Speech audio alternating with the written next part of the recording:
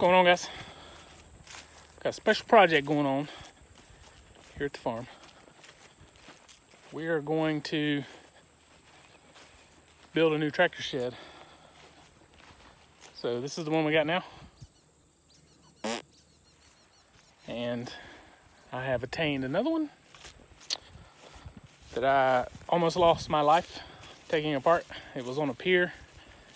I was taking it down by myself and freaking about knocked me out and knocked me in the water. Anyway, so first thing we got to do is we got to get the 4000 out. We got to knock down some brush. I'm gonna build it, the new one over here, back here. And I'm gonna move this one up to there. Where am I at? Up to, nope, somewhere up there. I'm gonna park the Mustang and my truck underneath it. Probably gonna put it right behind the old granary shed, kind of where you can't see from the house. The other one, the new one, is bigger. This one is like 20 by 20 covered. The one I got is like 20 by 27. It was custom made to fit on a pier, and they had to take it down. They were selling the house anyway, so I got it for like $500, but I had to take it down, and it was a job. So anyway, we're gonna need 4000 out. And I've also bought some, I have a set of forks that go on this thing, but it's a real pain in the ass to change it from the bucket to the forks. So I bought a set of Walmart forks to go on the bucket. So we'll also put those on and see how it works. All right, so well, this is the building. It is in pieces, and when I say this thing almost killed me, I'm not joking. Like, I didn't film it. I started to film it, but it was too much of a pain in the ass because it wasn't anything you could film and do at the same time because it was so hard. But it was on a pier, and these legs are kind of angled out, and they had it squozed together, kind of pinched in at the bottom to allow for this pier to fit the dimensions of the pier, which are like 20 feet. But when you got the feet on this thing and it's all the way out, it's like 22 foot at the bottom. So they had it squozed together. Well, I didn't know that. So I unbolted the leg at the bottom, and when I jerked up on it to pull it out, it pulled me out, almost threw me in the lake. And it jerked out so far I had to let go of it to keep it from pulling me in the lake. And when I did, the joist went off the edge of the pier into the water, and it came down and hit me. Luckily, I still had my head down, and it hit me right across the back. It knocked my glasses off, and if I'd had my head up, it hit me in the head. It could have knocked me out, thrown me in the water, and I'd have drowned. But anyway, so I learned my lesson on that. From then on out, I had to take the come along and put tension on it, pull it up, then slowly let the tension off. And of course I had to get the tin on it's 30 foot long. I had to get that off by myself. I did have a friend of mine come and help me. Like the last day when I'd already done like, of course, 90% of the work. Finally got some help. But anyway, that's neither here nor there. So these are my Walmart forks for my bucket. They seem to be pretty good. Pretty simple. This one's hard to get tight because my bucket's kind of messed up on that side, but this one is on there pretty tight. Now, these slots are for, you can put a chain and wrap a chain around the back, tighten it up like a chain bind. But I'm not going to be lifting anything that heavy, so I'm not going to mess with that.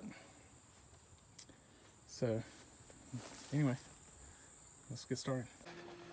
So we started unloading some stuff last night, and then today we kind of reevaluated what we're going to do. Mainly where we're going to put this thing. I was going to put it out here at the barn lot, but then we kind of decided it's too far away from the house and stuff. So we're going to put it out closer to the shop. So I just kind of unloaded a couple things that can stay unloaded. I'll try to move my truck trailer kind of back out to where we were. So anyway, that's where we're at. But I do got to get to 4000, and I got to hook up the box plate to it. I got to level out the spot, which is actually a spot where we were going to put one a long time ago and didn't. So anyway, that's what we're doing. along the lines of this power line. That's what they're doing. This is my field. They're burying a gas line. You can see the grade stakes and stuff. They're gonna cut me in a new roadway. Wasn't really anything I could do about it. They did offer me a pretty good settlement, so I was happy with the settlement. I mean, I'm not happy about having a power line and a gas line on my property, but you know, it is what it is.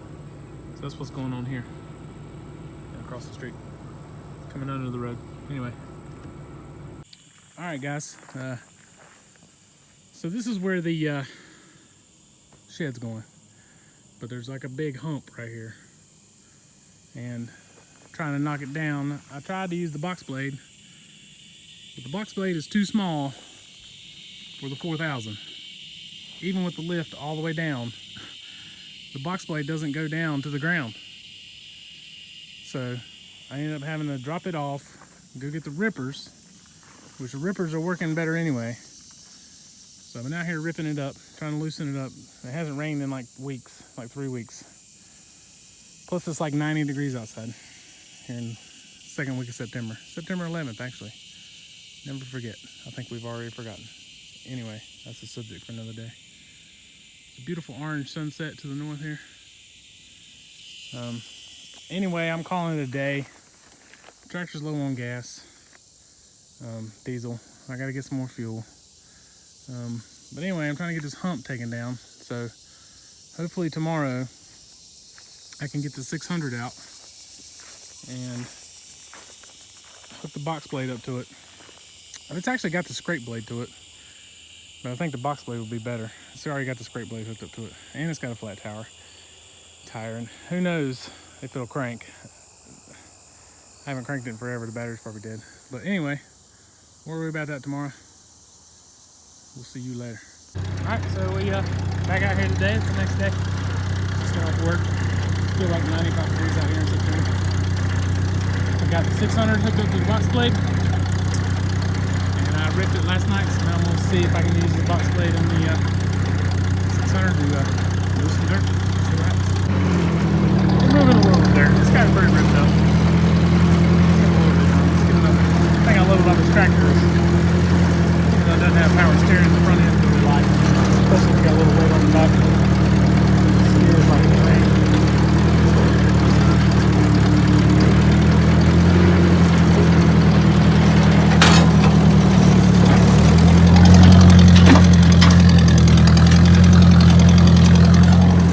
Trying to knock down this little hill. Site ready to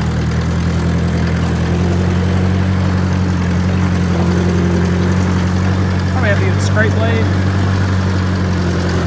straighten it out once I get it pulled down, but that's what we're doing right now. I'll catch up with you when I'm done. Well, see, we only got one fork. I just screwed this one up big time. Trying to unload the trailer. And then pieces of plywood on there. The one that's on the right side of the tractor never would get tight because the bucket's bowed. And this is it right here. I don't know if it fell off or if I had them too low. This thing just dug into the yard and I couldn't stop the tractor in time. And that tractor bent that thing like it didn't even know it was on there. So, to be honest, they worked all right. I'm not gonna order a replacement for them. The main problem is when they're all the way down, you can't see the end of them.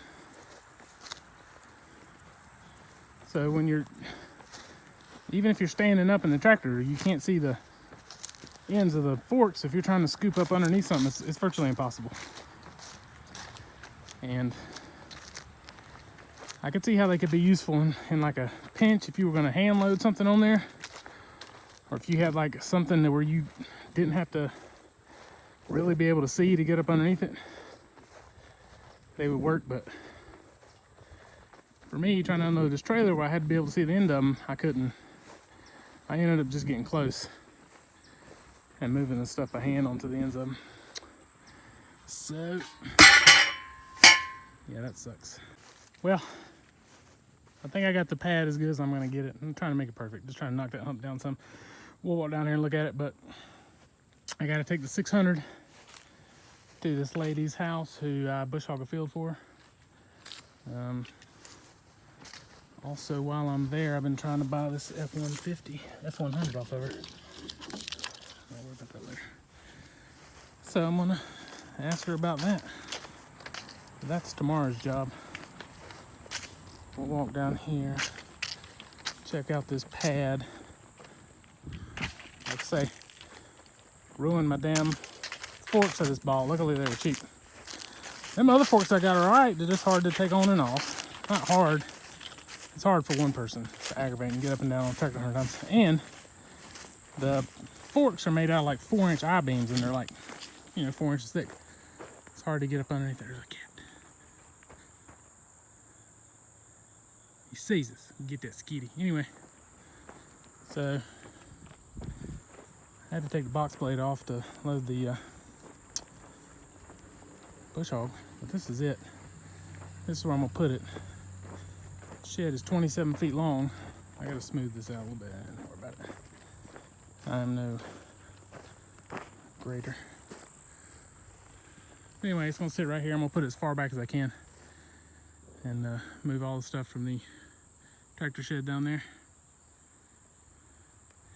into here, and then I'm gonna move that shed up to behind my house, and I'm gonna park my truck and my Mustang under it. So this is part one, and in part two we'll try to get these pieces up and get this thing set.